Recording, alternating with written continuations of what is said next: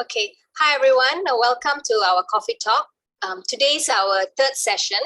So in this session, what we'll be discussing would be how does one manage anxiety, stress, and expectations. And expectations also will come from, your peers, your parents, and even from yourself. So I'm going to open up to the panelists. I was thinking of asking, how did you feel, as you were preparing to leave for university?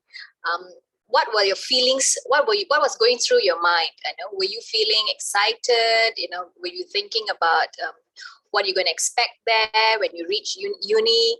And did you think about the challenges that you'll be facing there? So perhaps you could let us know and we can have a discussion on that. If anyone has any question, you can type it in the chat or you can just unmute and ask the question. So shall we do ladies first? Rachel, you'd like to start us off? Okay. So what was I expecting? I think because coming here for university would be my second time to Japan. So I sort of already knew what to expect. But the first time I was here, I didn't stay in Tokyo. I was staying in another area that was maybe 2-hour bus ride from Tokyo. But now that I get to stay at Tokyo, I was pretty excited. I really like the convenience here. Like the convenience is just A++ here. So I was really looking forward to that. I like the train. I like the punctuality. Like the train just comes on the dot and you got to be there on the dot or you'll miss the train kind of thing. I was just really excited. I remember being really excited. I think it didn't really hit me that I was going to leave home until I actually got there. And well, actually, I actually came here. But it hit me maybe maybe 1 or 2 months when like the hype has died down. But yeah, that was when I started missing home. Yeah. And so I think we'll just move on to Alicia. I think I was too busy stressing about the visa to think properly about the pressure of going there, because just getting the visa is so complicated. So but once I was there, actually it was a bit hard because an international student, everyone expects you to be like some kind of millionaire because they think all Asians are rich. So all the Asians there are wearing super branded goods. So you have to not give it. My friends, some of them were going and dropping thousands of dollars at Coach and whatnot. So yeah, and the difficult part is the food because the UK, they are not known for their amazing cuisine. So, a lot of dry stuff, 1 pound sandwiches. So missing char kway teow every day. But the fun part is the freedom of not having to worry about your safety when you go out at night. Yeah, I think that freedom is quite nice. Okay. We'll move on to Kyndra. Yeah, so I only went about an hour away to school. Well, first I went to community college, which was 20 minutes away from my house, and there was no stress in that. It was just what it was. And then I went to Nyack College, which is about an hour away from my house. And I mainly just remember feeling excited. I don't remember feeling any anxiety because I did have a car on campus and stuff. So yeah, the initial part of it was good going to college. It was exciting. Yeah, I think you're the only one who didn't actually have to leave home to go to a different country. The rest did. Yeah. So how about Ben? Your feelings before you left? I would say I told myself, because it was so much the process, because my parents wanted to help and help pack, or like friends want to say goodbye. I still remember so many friends wanted to church friends to say, hey Ben, can we chat with you the night before too? I would be downstairs just chatting with people just to like, I have some good farewell, but it was just really hard because I want to spend time with my family too. So that was a bit stressful. Then the night itself, I just didn't really sleep, not because of me wanting to switch time zone. That's like a partial motivation, but more like, I think just telling myself, wow, this is it then. Like within 6 hours, I'll be on a plane. And I actually told myself to like, just sob or cry it out. Just let it all out, like let all my emotions out. And I think that really helped because I was bottled inside. I mean, I'm sure Esther has the same thing, or David today might share about how like it was just so much, not say stress, but it was just a bundle of emotions that you don't know how to unravel at that point, So I think that really helped me just to process, and maybe I think I wrote some letters too just to get it out. So it wasn't easy because it's like I'm uprooting myself. So that was like really big then, that transition. Yeah. What about getting to college? Getting there. Getting there, I guess quick story. It's like I got my paperwork, everything is good to go, but I didn't realize I have to bring one specific document there. It's called the I-20 in the US side. So I didn't bring it. So I got to the immigration side, I crossed the border, then they're like, hey, where's your I-20? I was like, oh no, I didn't bring it. I didn't even know how to bring it. So that was like super stressful. I was like, oh no, like I'm gonna get deported, like what's gonna happen? This is crazy. Then I was just thinking really hard, like what should I say? And then he just asked me like, where is it? Swearing a bit, just getting mad. I'm like you need your documents, right? And I just say the embassy didn't tell me to bring it, they told me to bring my visa. So I kind of put the blame on the embassy. Then he was so mad and he was like, just give me the name of your college, like. Then they typed it out, he found my name, and he was like, okay, next time bring it. And I was like, wow, praise the Lord. I was just praying so hard because they could deport me no matter what, like if any small issues like that, like not so small, but it's a big issue because a document, like they can just send me back. I'm like, what would I tell my mom, like if I got deported? So like that was a bit stressful. Then getting there, I had no number, no phone, and I was relying on some contact from my email that they would pick me up, and they came late too. So that was a bit stressful too. And I don't know, I had no clue that I had to bring my own sheets and pillowcase and everything. So when I first arrived there, I'm like, wow, this is the college bed. And I actually used my clothes as like my pillow, like my covers and stuff the first few days because I guess I didn't ask, but I wasn't aware of what's gonna go on, and I had some friends that helped me at the end. But I was excited in general, stressed, excited, but I guess I would use a metaphor like God was using me as a seed and just being thrown out there and see how I would grow, So yeah. So Ben, when you left, so the preparation part, like you said, you didn't know that you had to take bed sheets and pillowcases. Was there a list given by the college or maybe there was. Oh no, it's a blur now. Yeah, because I definitely feel like your advisor should have been like, okay, this is your packing list and this is what you need to bring. I don't know. I feel like that's not normal. I feel like normally colleges give you, like, your advisor should give you all that stuff. So David was not helpful, huh? Yeah, I think oversight on my part. What was that? I said I had someone, I don't know, mom had found someone that knew the area. And so they sent a bunch of stuff. So when I got there was pillows for me. But yeah, poor Ben. No, it's something to laugh at now. Kyndra was not on the list as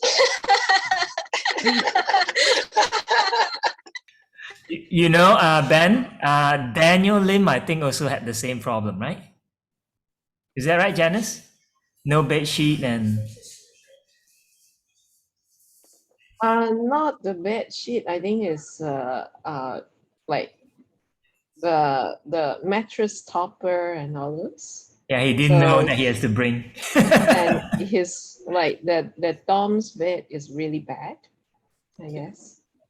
So like his mom said that his friends all call him refugee there.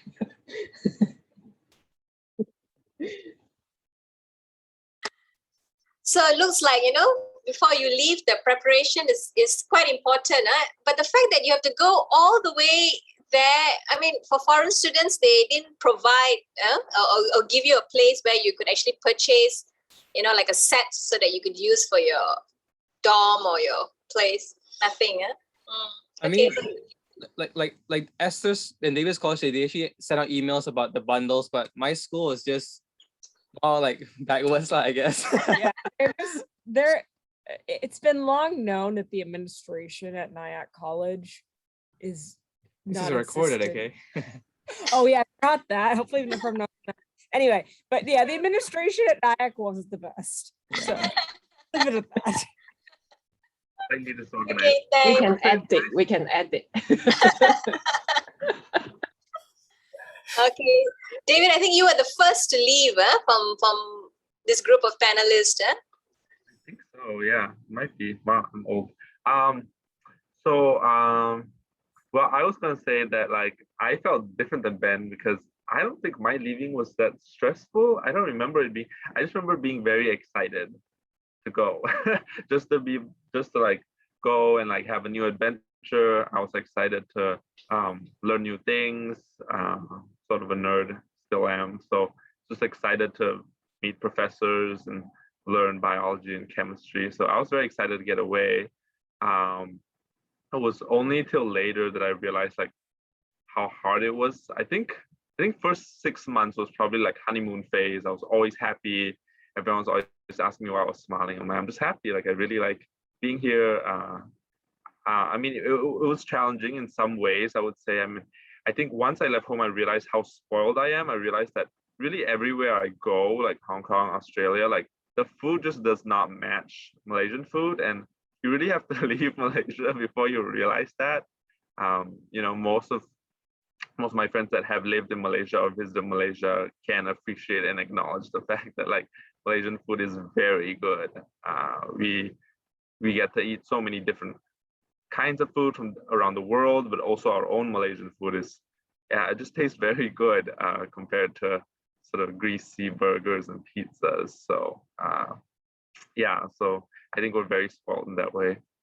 I think 6 months in, I got pretty, I wouldn't say like, I was sad. I wouldn't say depressed. I was sad. And it was pretty hard. I was missing home all the time.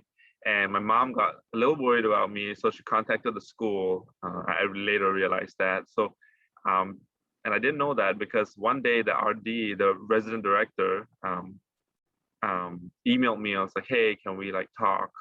So I went to his office, talked for a bit about missing home. And in the same night, my resident advisor, who's a fellow student, I think a year ahead of me, came to my room and asked me how I was doing. And I was like, oh, weird. Everyone's asking me how I'm doing. And then later, an administrator contacted me and asked me how I was doing. And then we actually set up weekly meetings. And so that was really nice. Every week, I would just go to this lady, her name's Diane Galloway. And we would just talk. And that was like sort of helpful. It was sort of like a therapy session almost every week. So that really helped me. Yeah. So that was sort of my transition to college. So David, I mean, you brought up the fact that you were missing home, you know, and I mean, yes, it's a different environment. Does the college that you were in provide, I mean, you had people, because your mom had contacted them, but if not your mom or your parent contacting, was there like counselors that you could approach or? Yeah, so that's one piece of advice I would give. I don't know about every college, maybe Nyack might be different, maybe a community college might be different, but like a lot of schools these days are realizing that like mental health is an issue, a rising sort of thing that needs to be addressed. There is, you know, some debate on whether or not schools are responsible on dealing with it, but regardless, most schools will have a therapist or a counselor, a professional counselor on site. Some schools have multiple. And so while you're at college, since you're paying for school, you might as well use those services because they are free, right? And so my advice is to set up counseling. Most schools, I would say, you know, there's a lot more students compared to counselors. So like if you need that service, don't expect to sign up and be able to get an appointment within the next week. You know, usually they're so packed, it's within the next month. So sometimes, like, think of it as a preventative thing. You know, when you're like, I feel kind of sad, like, set up an appointment. You know, what is it? It's a conversation. It's an hour usually. It's sort of like personal coaching, but instead of like working out, you're talking about life skills. Yeah, I would say that. Okay, so that's very helpful to know that the colleges, the universities do have such a department where students could go and get some help, right? Apart from, missing home, what were the other challenges faced in college, David? And what did you do, or to help you overcome? What are the steps you took, or how did praying or seeking God to help you during this time? How did it help? Absolutely. So I would say I think one of the challenges that I did have, and looking back, I always wonder if I'd do it differently. Was I went to a lot where I would say half of the students are from North America, but I realized that like Americans in Malaysia are very different than Americans in America. Like there is a very different sort of so even vocabulary, right? The words that people use, and I think we all realize that if you go to country, whether it's Malaysia, Thailand, Singapore, like everyone can speak English, but everyone has a different way of speaking, right? Or different words that they use. And so I remember my first year, I had a hard time talking to a lot of Americans because they would say words out of their mouth and I don't know what you're talking about, like some sort of football reference, I'm guessing. And so I would say like my first year, my friends were the sort of international students or the missionary kids, so kids that grew up overseas and now are back in the US.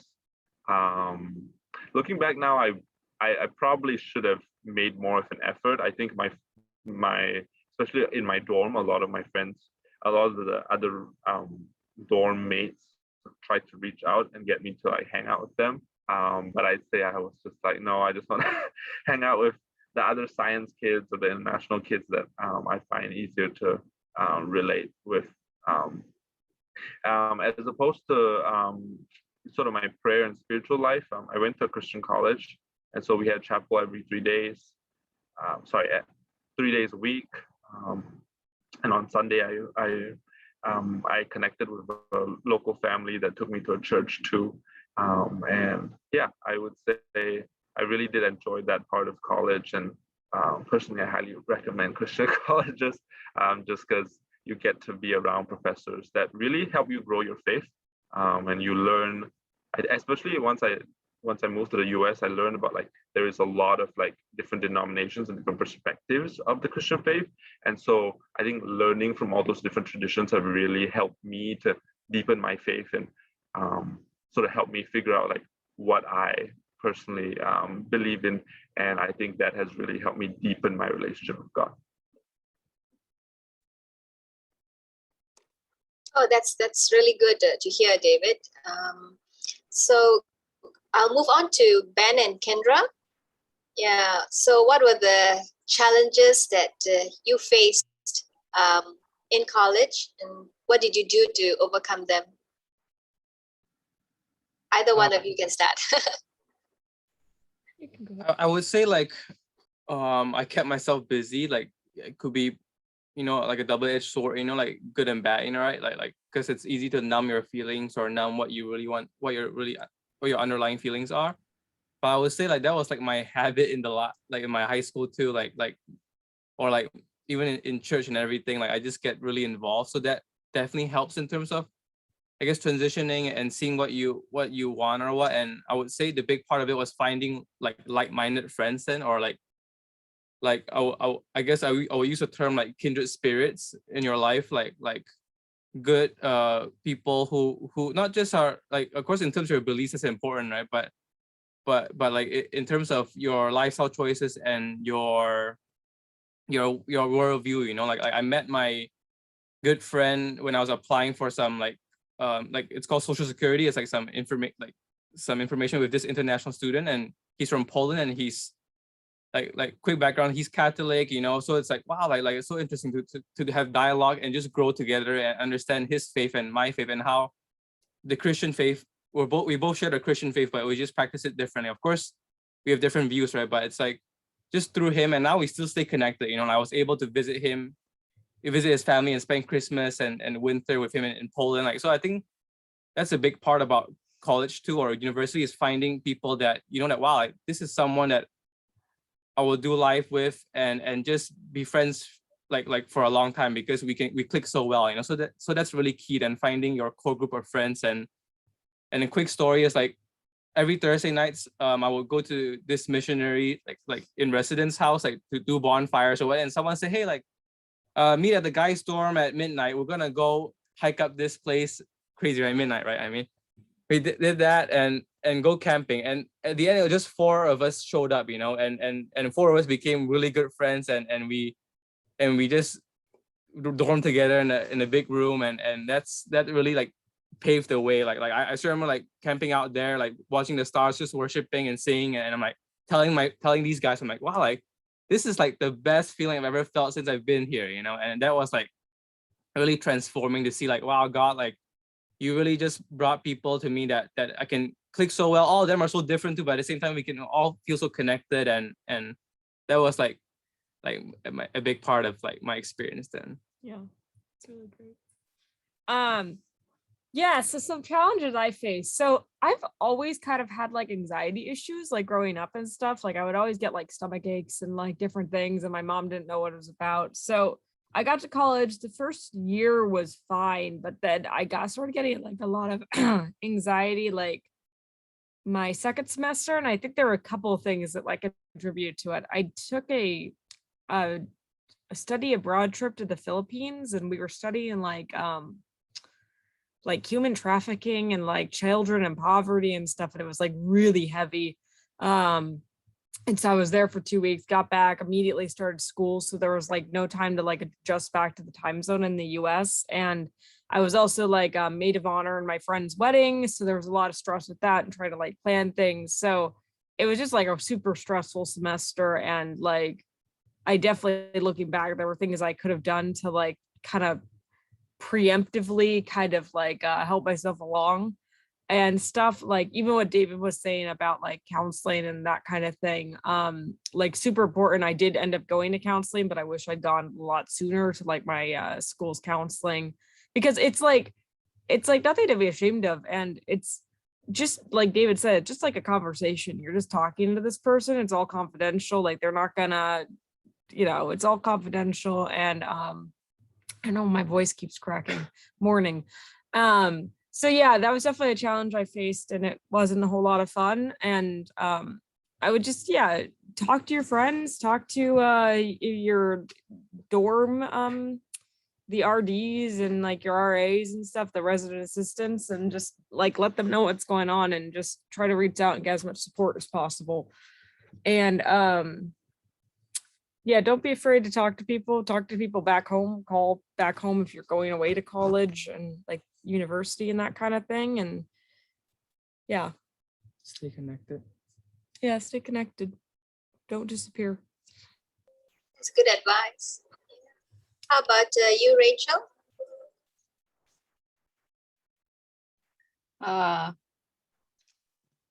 I think one challenge I had was finding more challenging classes. That sounds very strange, but I wanted to do something other than just the classes in my college. So I was very like driven. I still remember my second year, and I was just doing all sorts of things. And those were like really good experiences. Like I was able to try out very different things, and I made a lot of friends that I could like travel to their country, like kind of what Ben was saying, right? Like you make friends and you travel to their country, and then their families host you. So I was able to do that, and it was really fun. Yeah, like I guess like what everybody has been saying, like to have a really good support group. And I think a lot of times, like for me, I'm a very home person, so I don't actually like to go out too much. And I think because I'm such a home person, I tend to withdraw to myself a lot. But that can be really hard, I think, when you are like really stressful and you're anxious and then you just want to escape. And I think for me, my escape was watching Korean drama and eating. That was my escape. And I know it. But very recently, I think God has been like really speaking to me and like, I mean, yeah, you can choose to escape if you want to, but you're going to have to solve that problem after the episode finish, right? That's for me. So I think what I've learned was to really have friends that I could run to whenever I am anxious about something and then whenever I just need prayer for something. And it really reminded me of what Jesus did, like when he was stressed out about the cross, right? He brought his friends to the mountain and be like, let's pray, And I think it's kind of like that, right? Like, yeah, so I would encourage like all of you to make friends when you're not stressed out, like to make friends at first and to really create that relationship. I think trust is a very important thing. Also, because my school didn't really have counselors.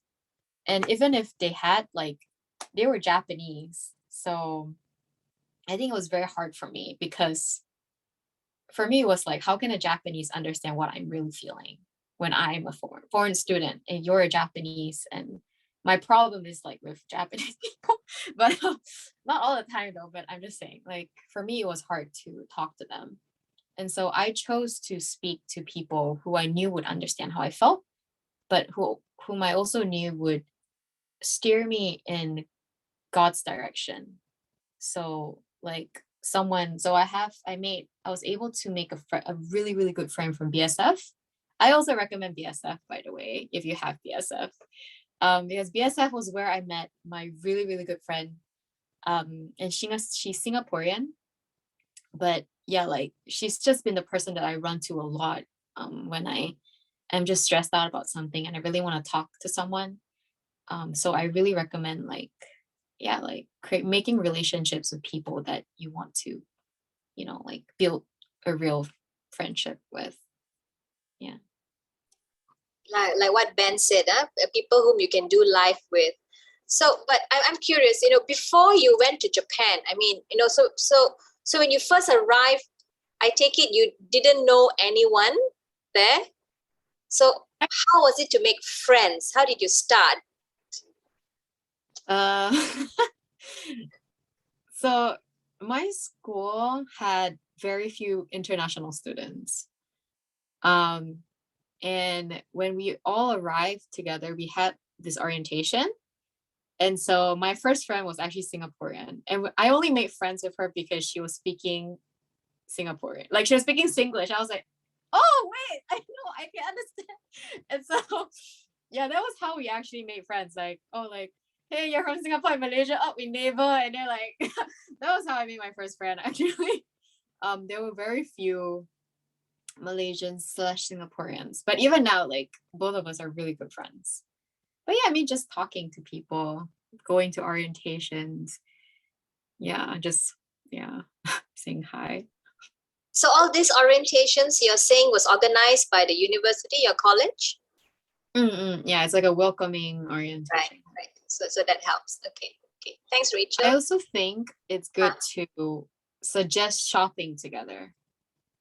Like, so, and what I mean is that because when you first arrive there, I'm pretty sure there are a lot of things you need to buy, right? And it's very helpful when you do things together. I think that's a good excuse. Like, hey, like I need to buy bed sheets, let's go, kind of thing. And I did that with that friend actually. So we ended up going there and like shopping for things. And when you're shopping, you end up talking. So that's a really good excuse. Like, hey, let's go shop together. Yeah. Yeah, that's good. That's good. How about Alicia? Are you able to share, Alicia? You can keep your camera off.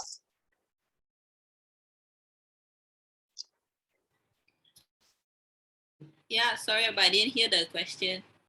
Okay, how did you manage with with what stressed you out, or what was the challenging things that you faced when you first went over to England, and how did you overcome it?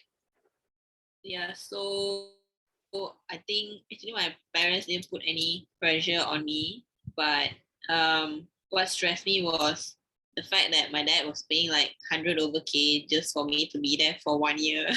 So I basically stressed myself. And that's why I was like, okay, I have to do well, you know. So and about 6 months in, I also got like David, I got pretty, sad and missing home and just wanted to go home all the time. But I think you cannot get yourself into that state, it just gets worse and worse. So having a good youth fellowship there really helped me because people are like so nice. I think you'll find that people are very willing to help international students at church. So a lot of them will just like give us free meals and invite us to their homes. So I think finding like a good church fellowship or youth group, that's pretty important. Yeah. Yeah, I understand the part about missing home, but do you know? I mean, if you reflect now, do you know what actually would have made it worse? I mean, you would have activities in school, you have your studies. Was that all also giving you a lot of challenges that made you feel worse? I think it was pretty hard to, because my class, I was like, there's only one other Asian. So mixing into a whole new culture, that's pretty hard. And so I also, experienced racism. And my classmates would be like, how can your first language be English? Like, they just don't understand, So yeah, that part was hard, I think. I have a question, Auntie Reena. Can I ask? Yeah, sure, go ahead. Hey, Alicia. You mentioned that important to find a youth group or a church. How you when you go over there? Of course, you don't know any youth group or any church. How did you end up? Did you actually go out seek for one or?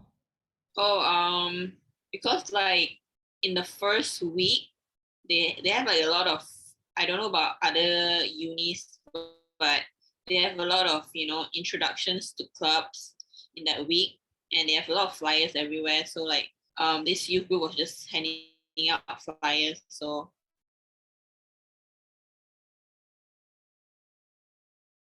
clubs, You may want to turn off your video. It's being cut off. sorry, could you not hear me at all? Now it's okay. Yeah, so just like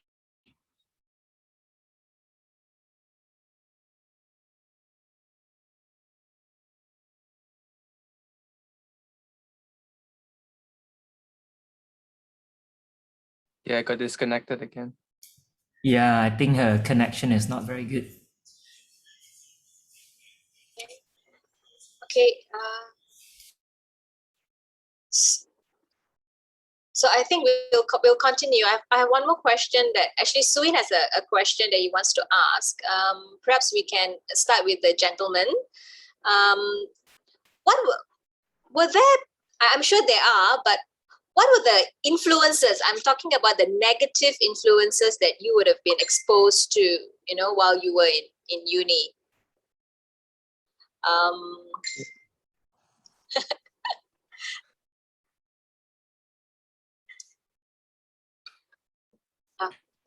Okay, I can share. Okay. So like I guess there's I will talk about the self and more like personal, like more internal and external then. So on the internal side, I've told I guess this to maybe Gerald too, but my sister too, like those who are like early grads and from like my age group, like how like you have a lot of free time then. Like you spend your high school 8 to 3 for 5 days. That's around like almost 30 plus hours of school, right, during the week.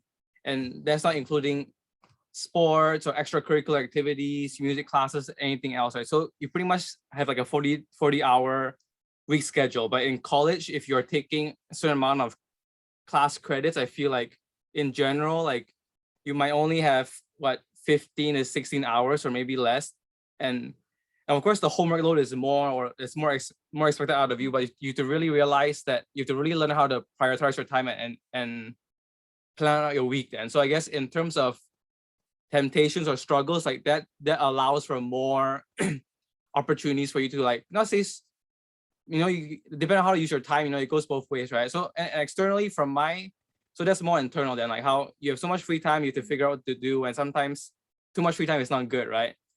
And next thing is more on the external thing is my college was situated by, we call it suburb, so maybe it's just not in a city, but somewhat like, somewhat like connected to. So there are pubs and bars, and some of them are known for like taking minors as in like under 21 to drink, and definitely we know of some friends who do that. So that's like external thing. And my college town, they term it more new age, as in like there's more people are more into like the spirits, or like witches, like the glass ball thing, or tarot card. So like definitely there's like that influence there and darkness. Yeah. And yeah, there were definitely people that like worshiped witches and stuff. It was very strange. Like there were whole shops and stuff. It was very strange. That's not normal.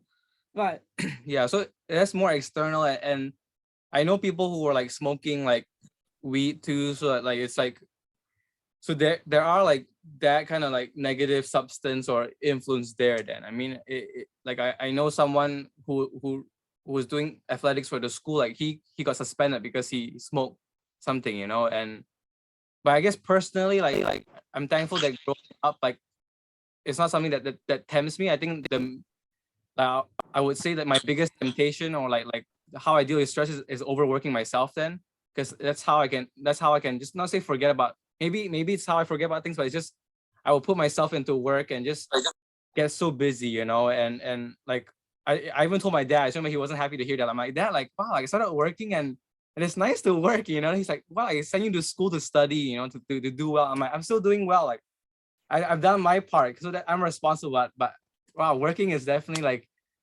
I mean, part of it too. Maybe I just didn't want to ask for pocket money too from my parents, and I was like, I want to like come out there by myself and be independent, So I just strove a lot, and I think good in the sense that I kept myself busy, but at the same time, like maybe at that time it was just a way to like push away feelings, or maybe I channel my stress to do that. So it's a mixture. I don't think there's a right or wrong answer. Like for me, like if there's any opportunities to get more scholarship, I would write my letters and do what I can to save money for my parents. That was like my motivation. But everyone's different. Yeah. So talking about that, I understand the sense of independence that you wanted to have, so that's why, I mean, one of the reasons you worked. But was there any expectations, or did you get anything from your parents that they wanted you to work, or that you felt that you needed to work? Oh yeah, they were cracking the whip. I'm just kidding.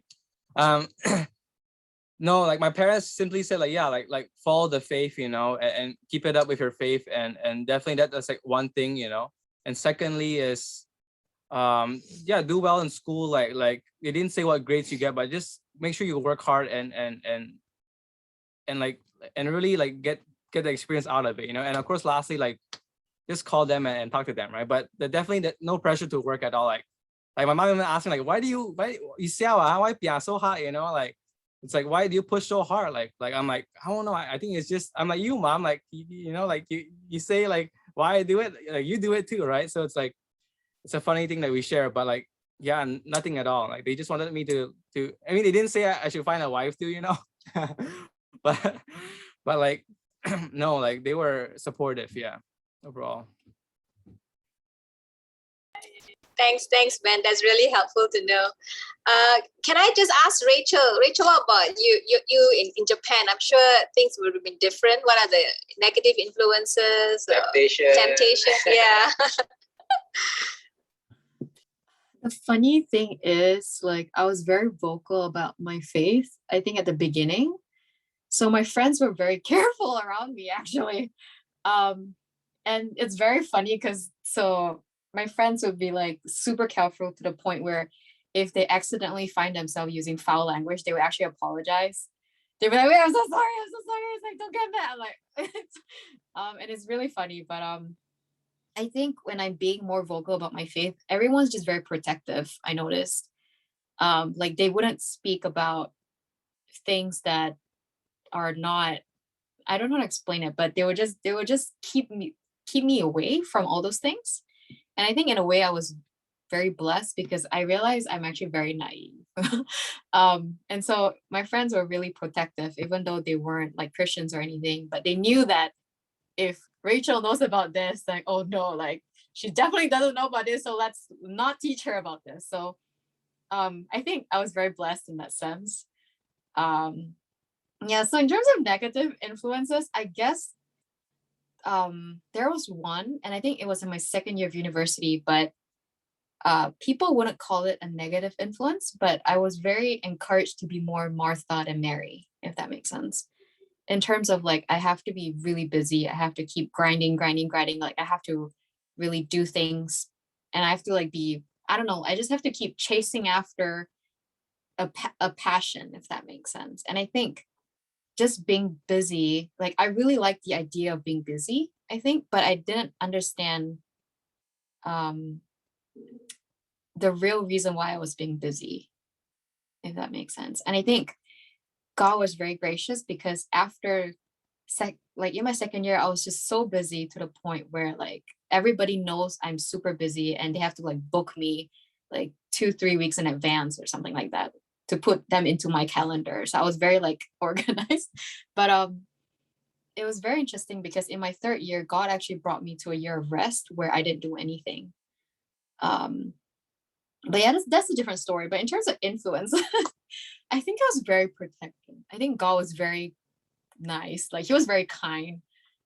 So I'm still naive, but my friends, yeah.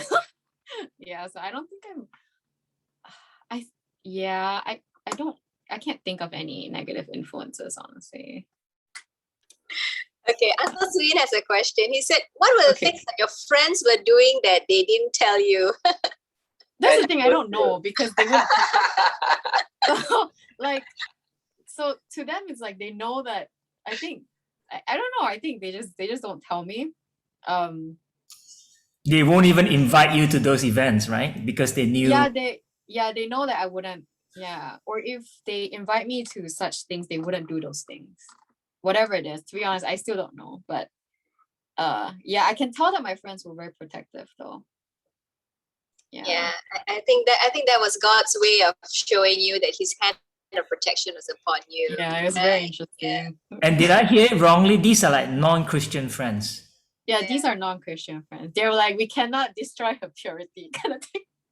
Like we cannot let her hear all these dirty things. So in a sense, I was really protected, I think. Yeah, even until now, actually, they're very careful. Yeah. Thanks. Alicia, how about you?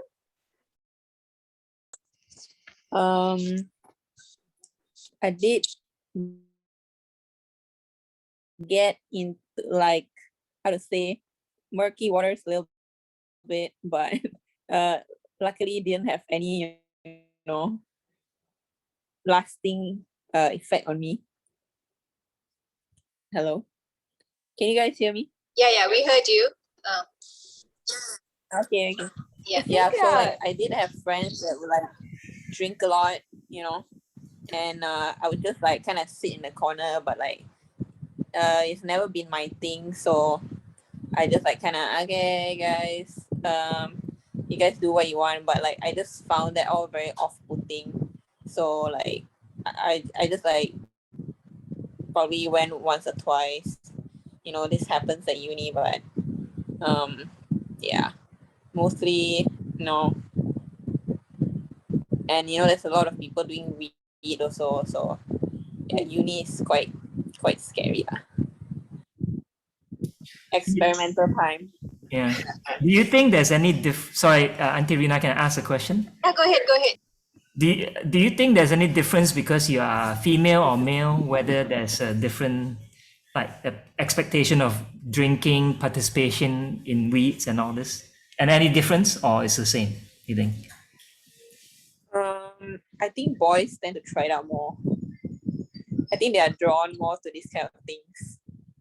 I don't know if it's just me, but like I think girls usually tend not to get so much into it, but it might be different for Western people. Because I found that like I had like 4 roommates, and the Western ones were the ones that were out partying all the time, and then the Asian one would be the one sitting in their rooms.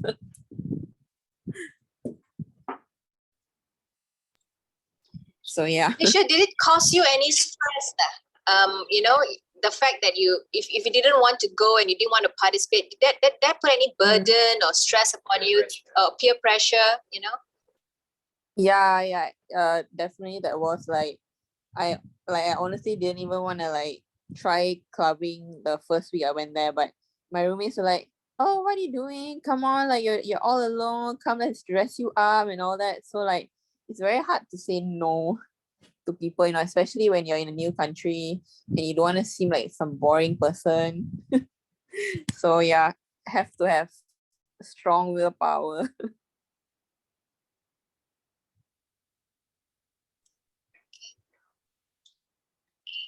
Thanks, Alicia.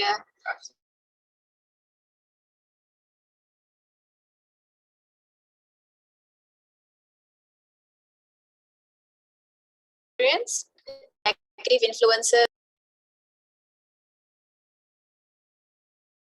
Break. Yeah, okay, so it's our connection. Okay, are we back? Can you hear me now? Okay, David, how about you? Any negative influences that you faced? I think similar to Ben and Kyndra, I went to, well, probably my school was even like cleaner because, well, one, the town is a dry town, a dry campus too. So basically there's an agreement that if you live in that town that you don't drink. I mean, I'm not saying that people didn't have, you know, wine probably stashed away in their house, but for the most part, like the whole town didn't drink. You know, the closest like big city was an hour and a half away. So like if you wanted to go to a bar or something, it's just really far. So I think in that sense I was pretty sheltered from that. So like there really was no like alcohol and drugs on campus. Although years later after I graduated, apparently the house that I lived in was like the house where they hid the alcohol and they sold it. But I didn't know the whole time. I didn't even know my roommate was doing it. So that was interesting. You went to a monastery or something? Yeah, I know. Basically, like an hour and a half away. It's in the middle of nowhere. It's so safe. Like people don't even lock their houses. Like, yeah, no. I was living in like Sound of Music or something. But yeah, I would say like I agree with Ben. Sort of all the free time can be a temptation. My second year, actually, the house I lived in, there was eight guys, and 7 of them, except me, would play Minecraft all day. You know, like they'd play through the night. They were like shouting from upstairs. I don't know. I was like, man, like I was barely home because my house became like the gaming house, because then there were just random people in my kitchen, in the dining hall, just like playing games and yelling. And like I was like super like studious at the time. I was taking organic chemistry, which is a pretty hard class, so I had no time for that. But yeah, my roommate, like throughout the night, he'd be like, "I'll be quiet," and then the whole night I'm like, and so I kicked him out. I like moved this PC out into the kitchen. I was like, no more. But yeah, so I think like that can be a temptation. Like, yeah, like we didn't have like clubbing or drinking, but like sort of overindulging on like either movies, Netflix, TV, video gaming can be a real distraction. Okay, thanks, David. I think we are almost done. So maybe some last words from our panelists. Any question from the Yeah. Oh, any questions from the participants? Do you guys want to ask anything?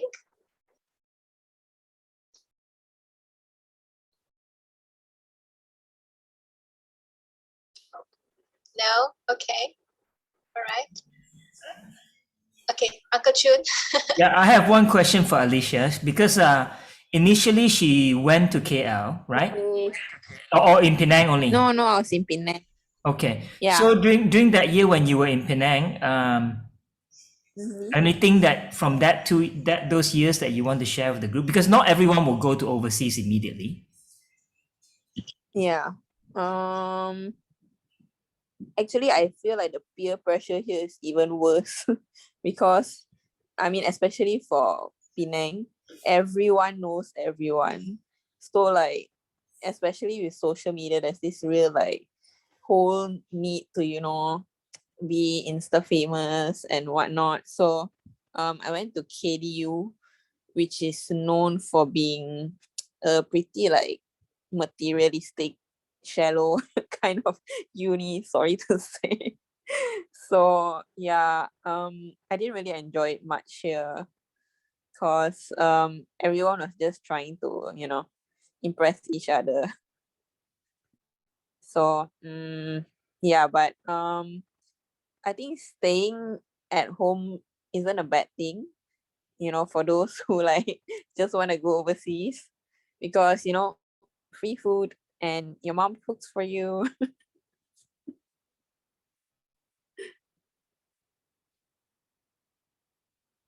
Yeah, that's about it from me. I don't know, can't remember much. Lynn is doing that now. Yeah, she moved out for a bit to experience college life, and now she's moved back again, moved home again. So she prefer home You need or to prefer leave home to know away? how good home is. She gets the best of both worlds. You see, she has all her needs met, and yet she's a young adult, so she she gets to go out and do her own stuff. So best of both worlds. Yeah. All right. Okay. Chun and Janice, do you have anything else that you want to add on or to say? Okay. I'm okay. I realized Gerald has turned on his camera. Are you going to show us your room? Show others your dorm room so they can have a feel of how a dorm is looks like. Or have you started partying, Gerald? Not yet. Yeah, but my room is kind of bare because I don't have a roommate. Because I don't know what happened, but I just lost him somewhere along the way. But I definitely recommend at least first year if you guys are coming to US or something, try to find a roommate or go to a dorm because I didn't have a roommate, so it was kind of weird the first day, but at least I met some guys around the hall. So that's been really helpful for me because, they're just outside whenever I need to talk or something, or if they're going out or, I can just follow them around. And it's a diverse crowd, like you can meet a lot of different people with a lot of different interests, and you can get involved in a lot of different things just by hanging out with people, in your vicinity. But yeah, my room is too bare to show you guys. There's not really anything going on. Gerald, if you don't mind, since you're the one in this whole group, you just left. How have you adapted there? Have you adapted? Feeling of homesick? I don't know how to describe it, but it's not like I'm like sad or anything or emotional. It's just kind of like there's like a lot of I think Ben described something earlier with like emotions before you leave, like there's a lot of stuff tangled up.